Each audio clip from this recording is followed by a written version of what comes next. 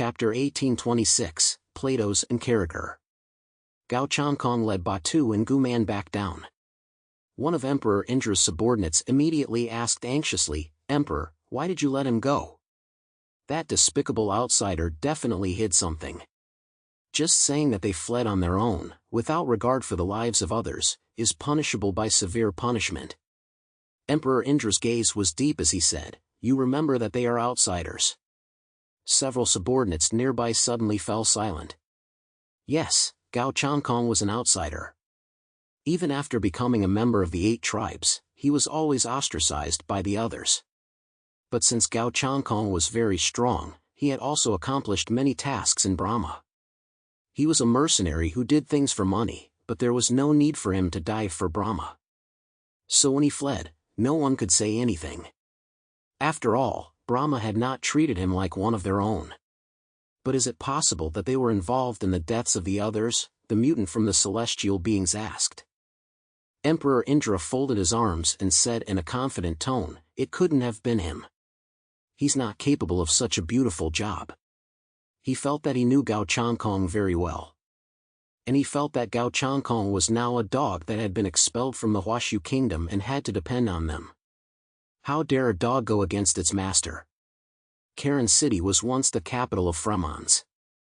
However, during the past war, mechanical civilization directly occupied this area and drove away the pantheon and the top officials of Fremons. Fremons believes that this is an act of revenge. At this time, the person in charge of defending Karan city was Demon God Yi, one of the 10 demon gods. Karan city has disappeared.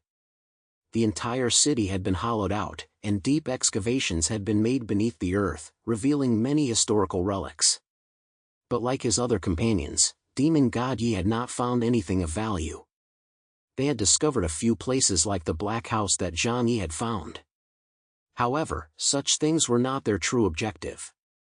Demon God Yi looked at a piece of black, metal-like substance that had been delivered by one of his mechanical life forms, placed it in the palm of his hand, scanned it briefly, and then shook his head helplessly. "Plato's, what is this?"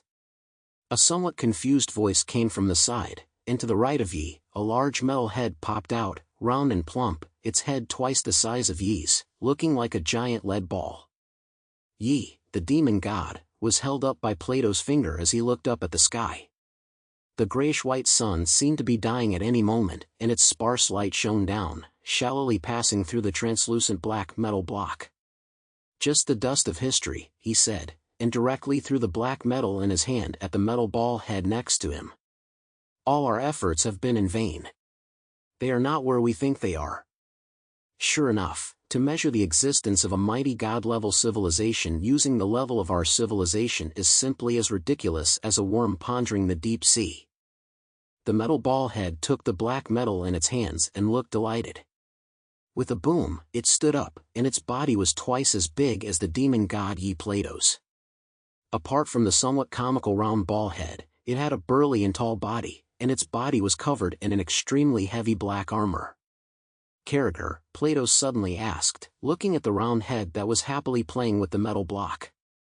"How do you feel about your current state?" Plato's asked, staring at Carer.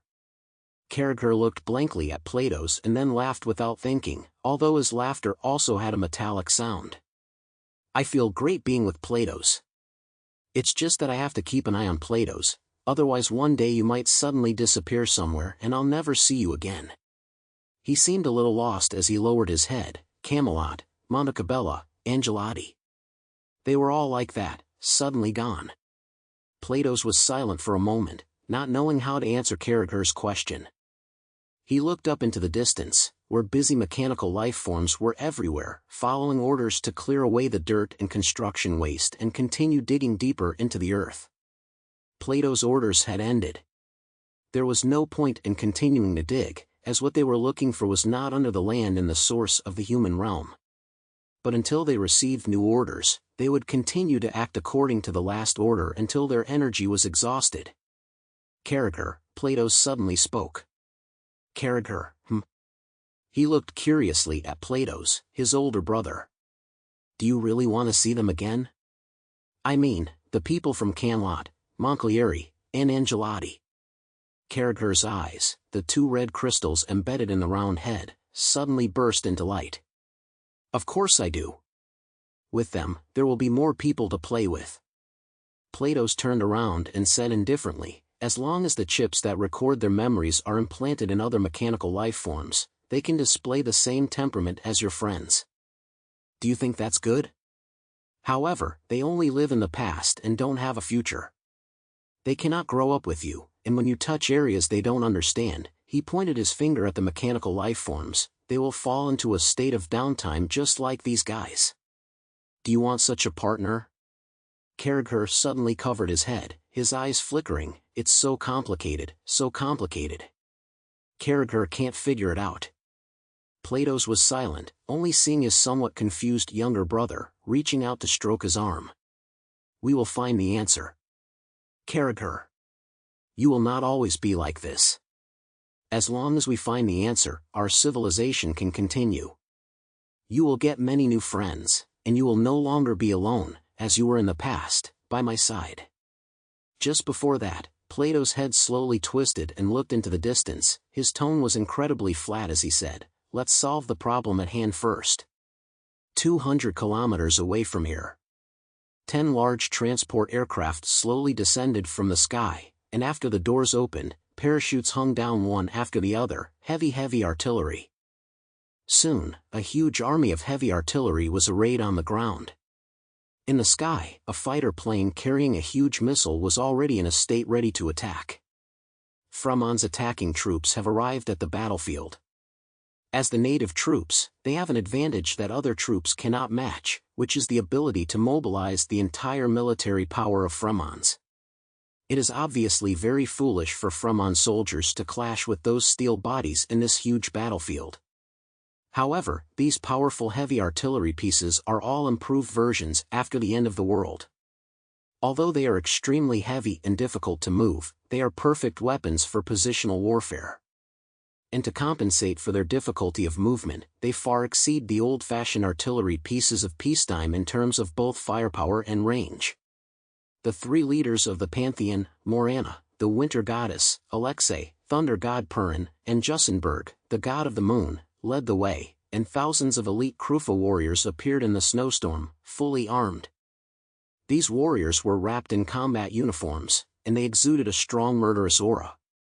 Every Krufa warrior has crawled out of the pile of dead, and their hands are not stained with a lot of blood, otherwise they cannot become the elite of the Fremons. Karan city, Morana stood at the forefront of the battle formation, gazing at the ruins of the city, which had already been razed long ago. We are back. In the sky, multiple satellites also had a clear grasp of the movements of the Mechanical Legion in the Karan city area. In the command center of Samarin city, the three leaders Prodaja, Vladimir and Aliyev personally sat in command of this battle. This battle was the one that they fought to retake their capital. Now that the other demon gods have been scattered by the mutant troops of other countries, it is the time when Karan city's defensive forces are at their weakest. They want to retake Karan city in one fell swoop, even if it is just a pile of ruins. But what Fremons wants is their glory. Defeating the Mechanical Legion head-on and taking back what is rightfully theirs will prevent them from becoming a laughingstock in the international community. Marshal Aliyev is in charge of the war command. Standing on the command platform, he holds the edge of the platform with both hands and says in a deep voice, the artillery and air force will be the first to launch a carpet bombing of the target area. Use every bullet and do your best to kill as many enemy troops as possible. After that, the ground troops will enter and finish the job. Morana said coldly, understood. Aliyev lowered his head and said seriously to Morana, the control of Sphere 1 is in your hands, and you can mobilize it if necessary. Sphere 1 is a powerful weapon similar to the Huashu Kingdom's space-based weapon. Fired from Fremon's Sphere satellite network, it can shoot directly from low Earth orbit towards the ground and Fremons at extremely high speeds. It is one of the weapons that poses the greatest threat to Epsilon-class targets. If used properly, it can be more effective than the Reaper of Love at certain times. Roger. Morana's tone remained cold. When the Fremon's troops appeared, mechanical civilization had also sensed it. With their level of civilization and technology, troop movements of this scale could not possibly escape their notice. The entire Mechanical Legion went on alert. Morana led the mutant beast army into battle.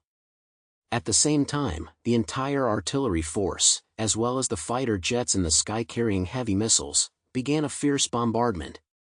The roar of sound filled the snowfield, and the bullets formed a dense line in the sky, heading straight up, before arcing beautifully through the air and falling towards the positions of the Mechanical Legion.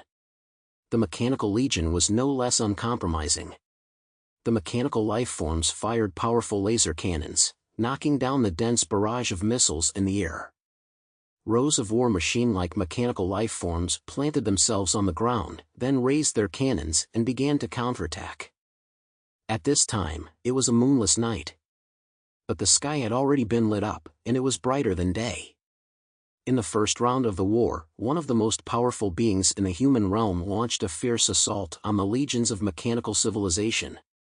Platos calmly gazed at the bright light in the sky, without any fluctuations in his eyes. He simply calmly reported to the six-winged sovereign about the situation in Karan City. "We didn't find an entrance here." "Really? I see. But that's to be expected." "Well, perhaps we were wrong from the start. The key to finding a mighty god-level civilization is not for us to find it, but for them to allow us to find it." Chernobyl. The six-winged sovereign, accompanied by demon god Jia, had already penetrated deep into this area full of radiation. Even though more than half a century had passed since that intense energy impact, the powerful energy residue could still be felt. "Come to our side," said the six-winged sovereign. Platos, however, said, "Humans have appeared over here. I'll go over there after I've dealt with them." "Okay, do it as soon as possible." After ending the communication, Platos decided to finish the battle quickly. This magnificent performance should come to an end as soon as possible. Although he had already received news of the deaths of his comrades in several other battlefields, he did not feel much grief in his heart. Perhaps the passage of time had made him numb, or perhaps death was also a kind of relief for beings like them. On the battlefield, the artillery was burning, and a large number of mechanical life forms were destroyed. The human camp was not much better either. The bodies of the soldiers were like scraps of meat, and they flew everywhere when touched. The first round of bombing continued, but the powerful mutants couldn't wait any longer. The real factor in determining the outcome of the battlefield was the top-level mutants. Morana led the mutants of the Pantheon and the Krufa unit, like wolves on a snowy field, charging towards the source of the Mechanical Legion. "Feel the fury of winter." Morana charged at the front of the line, her arms spread wide. An extreme cold current transformed into a white mist around her, which then swept forward towards the land. In an instant, the entire land froze and the white light, with her at its center, swept in all directions. A large number of mechanical life forms were directly frozen, turning into ice sculptures. By her side, Thunder God Purin and Luna took the opportunity to begin their brutal killing spree. Thor raised his huge battle axe, roared in anger, and the thunder in the sky roared, crashing down and landing on his battle axe. The thunder roared, and transformed into a dancing python on top of his huge axe, which he swung out with a slash. Countless mechanical life forms were smashed to pieces. In the center of Luna's forehead, the crescent moon shone brightly. His body became ethereal, the moonlight hazy, and his form became heavy. He raised the huge crescent moon blade in his hand and swept through the Mechanical Legion like a phantom, instantly and precisely cutting a large number of mechanical life forms into broken metal blocks. Boom! Boom! Boom! One after the other, the super-large mechanical beasts appeared on the battlefield. Their main cannons were trained on the approaching human mutants, and the muzzles rapidly built up energy, before unleashing a devastating strike. The powerful energy cannon was as thick as a small mountain, and in an instant, it pierced through space and arrived in front of the mutant beast army. Thor slammed his feet into the ground and charged forward, his battle axe swinging with all his strength. His arm muscles bulged, even thicker than an ordinary person's thigh. The battle axe, accompanied by a terrifying flash of lightning, collided directly with the energy cannon, and it was actually stopped by the powerful force. The Krufa units charged onto the battlefield under the opening of the three Titans. They were fully armed and had thoroughly studied the structure of the mechanical lifeforms. Therefore, after they appeared, they first set up a reaction force field to counteract the defensive force field of the mechanical lifeforms. In this way, their supernatural advantages could be brought into play. Otherwise, they would be at a huge disadvantage if they were to fight tens of thousands of mechanical lifeforms on their own. And only when the mechanical lifeforms lose their defensive force field do they stand a chance of victory. Platos did not act like a commander at this time. In fact, among the mechanical lifeforms, there is no such concept as a commander. Platos was only responsible for issuing combat orders, and then they would automatically attack the humans that appeared around them. Platos stood in the center of the battlefield, next to his younger brother Karan. The two of them were alone, watching the mechanical lifeforms around them fight frantically. There was not much emotional outpouring.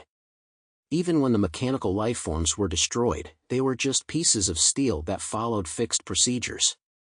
As long as they had sufficient resources, they could be mass-produced at any time. Platos was not particularly interested in war. The passage of time had made him almost forget his fear of death, and war could hardly bring him much pleasure. And solving these humans before his eyes was just an ordinary task for him, nothing more. Morana's frost began spreading from hundreds of kilometers away, but instead of stopping, its trend only grew stronger. Until nearly half of the battlefield where the mechanical lifeforms were located was completely frozen over. When Plato saw this, he probably felt that there was no point in continuing, so he decided to intervene. Target assessment: 3 targets with threat capabilities, level 5 lifeforms. Platos had already analyzed the opponent's combat power. The 3 giants, including Morana, had rampaged their way to his front area. From a distance, they had long since discovered each other's presence.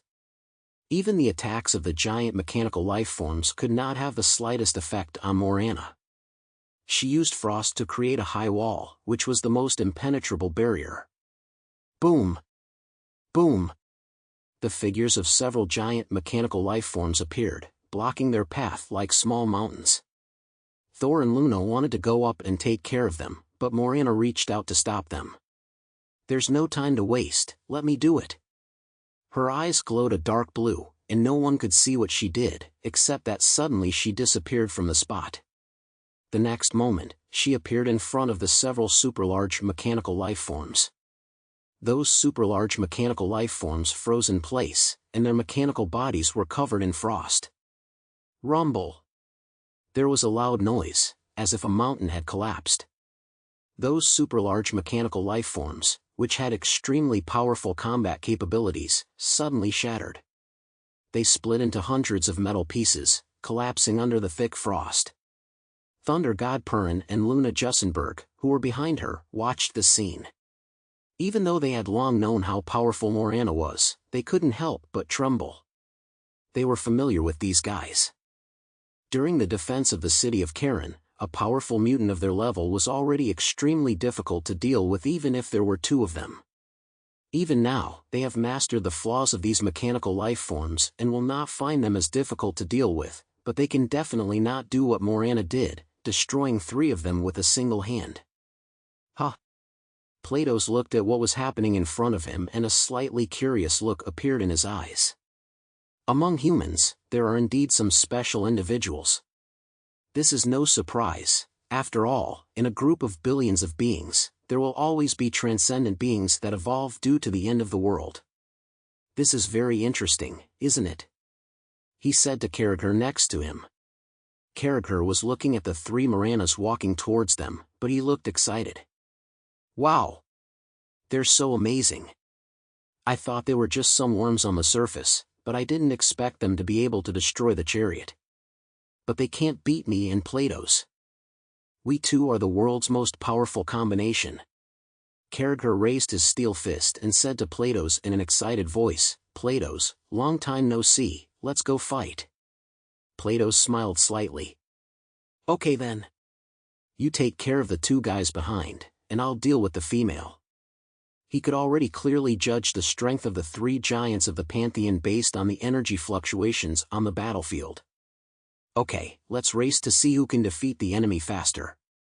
Karan was already in a state of eager anticipation. He had not found such a good toy in a long time. After all, in the past, he had played with mechanical life forms that had no emotions. I'll go first. Karan's huge body sank slightly, making a bullet-like motion, and then the next moment, the ground beneath his feet collapsed with a loud noise, and he soared into the air like a cannonball, flying towards the three Maranas. Plato folded his arms, and slender tentacles with red energy crystals embedded in them slowly danced on his body. At the end of the tentacles were sharp spikes that gleamed with a dark light, giving off an extremely dangerous feeling. The moment Karan made his move, his tentacles also began to dance at an even faster speed. Plato walked step by step towards the front. His steps were very steady, and it was impossible to tell how fast he was going, but his body was getting closer and closer to Morana and the others. Boom!